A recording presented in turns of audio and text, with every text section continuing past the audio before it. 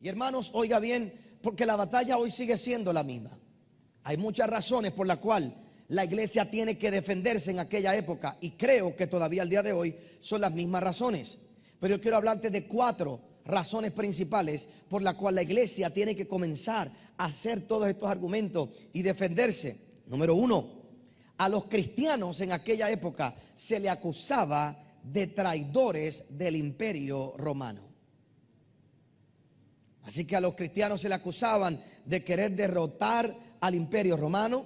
Eran traidores de los romanos que no querían cumplir con lo que Roma exigía. Pero cuando nosotros miramos es todo lo contrario.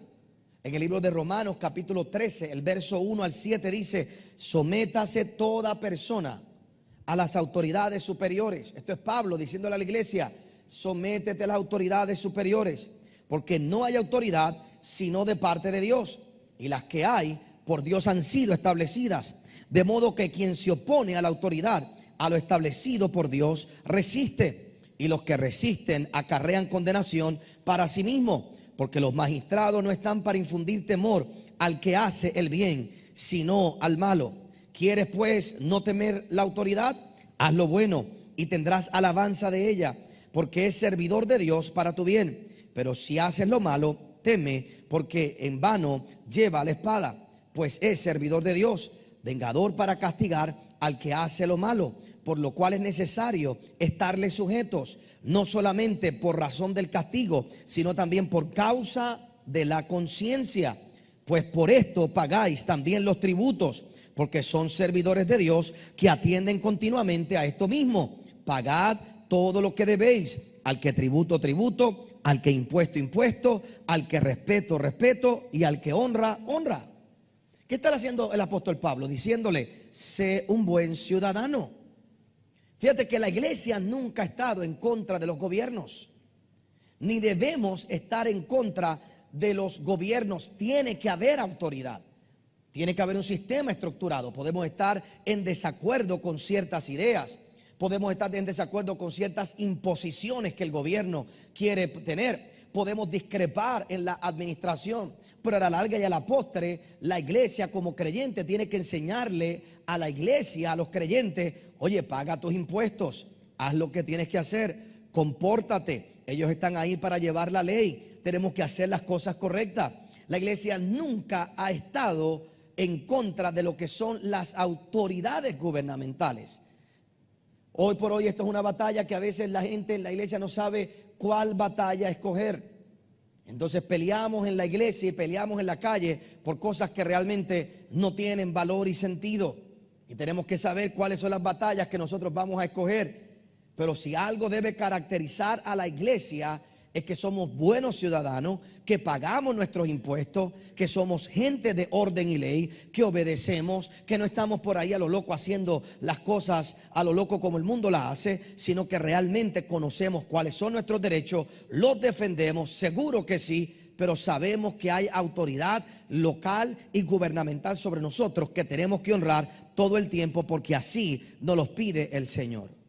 Lo único que el pueblo cristiano en aquel tiempo se oponía al gobierno era porque el gobierno quería obligar a los cristianos y obligar a los creyentes a adorar. Había un sector que quería obligarlos a adorar los dioses de los romanos. Y ahí sí es donde nosotros establecemos la línea. Yo te pago los impuestos, no tengo problema, pero a mí no me vas a obligar a adorar el Dios de una nación, ni a adorar el Dios que tú quieres. Yo pago los impuestos para que haya seguridad en el país. Yo pago los impuestos para que haya buena carretera. Yo pago los impuestos para que haya un buen trabajo en nuestra sociedad y no tengo ningún problema con eso. Pago los impuestos para que ayudes al necesitado, pero no me vengas a imponer un sistema de creencia que va contrario a lo que yo creo, por lo que Dios hizo por mí en la cruz del Calvario. Él es mi Señor y a más nadie voy a adorar. Tan sencillo como eso.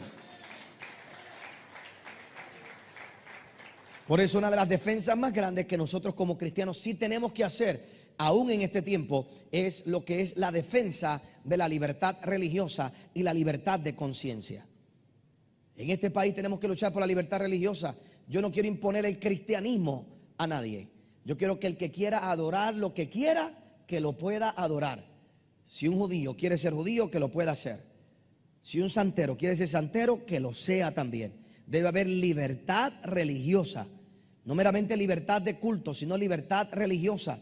Y yo soy de los que estoy dispuesto a luchar y a pelear por la libertad religiosa. Pastor, pero si usted lucha por la libertad religiosa, sabe que hay un montón de religiones que se van a levantar y que se levantan, que están en contra. No hay problema. Eso no es lo que a mí me incumbe. Lo que a mí me incumbe es que cada uno tenga el derecho de adorar al Dios en el que ellos creen. Y de la única manera en que yo puedo defender en la sociedad mi libertad de adorar al Dios en el que yo he creído es si otros tienen el derecho de adorar en el Dios que yo creo.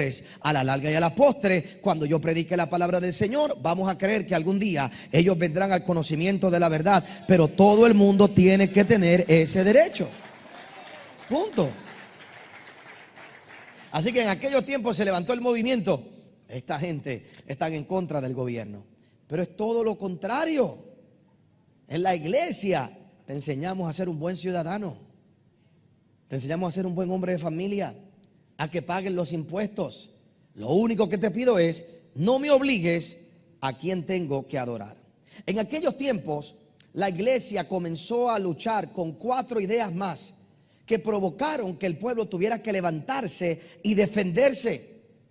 La segunda razón por la que la iglesia tuvo que comenzar a defenderse es porque en aquellos tiempos comenzaron a crear chismes y bochinches de que la iglesia era gente atea, sexualmente inmoral y eran caníbales. Cuando usted mira la historia, en aquellos tiempos se comienza a regar los rumores de que la gente en las catacumbas, la gente en aquellos tiempos para poder adorar a Dios se escondían en las cuevas, en lugares ocultos, escondidos, y en las catacumbas, allí escondidos, encerrados por miedo a la persecución, allí adoraban a Dios. Y se comenzó a regar entonces el chisme. No, ellos se meten ahí en esas cuevas para tener sexo. Ellos se meten ahí en esas cuevas para comer carne humana. Ellos se meten ahí en esas cuevas para hacer sacrificio. Y comienzan a hacer esos argumentos y a decir esas cosas simplemente para desintegrar la fe de tantas personas. Y entonces ahora los cristianos tienen que comenzar a defenderse y decir, esto no es cierto, eso no es lo que nosotros creemos. La tercera razón por la cual el pueblo de Dios tiene que comenzar a defenderse durante aquel tiempo en particular de los romanos y de los judíos era para defender la verdad del cristianismo sobre la base de que se cumplió la profecía del Antiguo Testamento. Los cristianos tienen que comenzar a presentar argumentos y a demostrarle Cristo es el Mesías que se